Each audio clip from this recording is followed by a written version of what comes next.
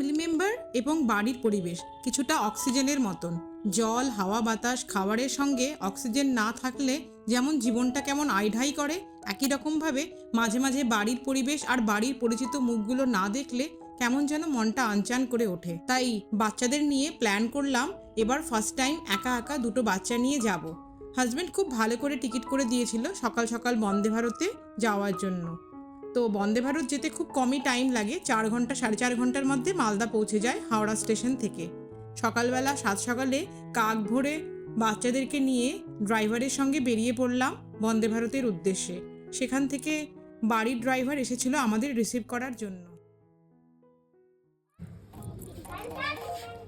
চলে যাও।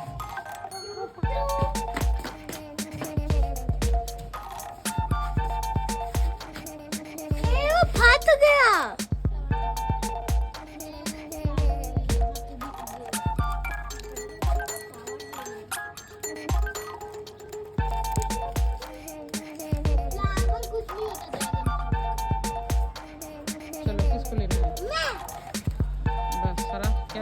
বাড়িতে ঢুকেই মনটা যেন পরিতৃপ্ত হয়ে গেল। এই দৃশ্যটা দেখার জন্যই যেন অত দূর থেকে ছুটে ছুটে এসেছি।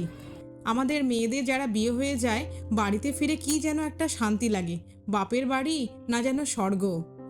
মা আম গাছের আমগুলো রেখে দিয়েছে, তাই বাচ্চাদেরকে নিয়ে ছাদে গেলাম। তারা খুব আনন্দ করে ড্রাগন ফ্রুট, আম সব তুলে নিয়ে বাড়িতে সবাই মিলে খুব এনজয় করলাম। এই আমগুলো বাচ্চারা তুলবে বলে ওদের নানি আর মামারা রেখে দিয়েছে। 3-4 দিন নিমেষে কিভাবে যে কেটে গেল বুঝতেই পারলাম না। এবার ফেরার পালা, বাচ্চাদের নিয়ে আবার রিটার্ন করতে হবে। তবে রিটার্ন করব দুটো বাচ্চাকে একা নিয়ে, শুধু মা, একটু টেনশনের ব্যাপার তো ছিলই। তাই হাজব্যান্ড খুব খেয়াল করে ফার্স্ট ক্লাসে টিকিট করে দিয়েছিলেন। ফার্স্ট ক্লাসের কম্পার্টমেন্টগুলো বেশ ভালো, মানে দুটো বাচ্চাকে নিয়ে দুটো বার্থ থাকলে খুব ভালো।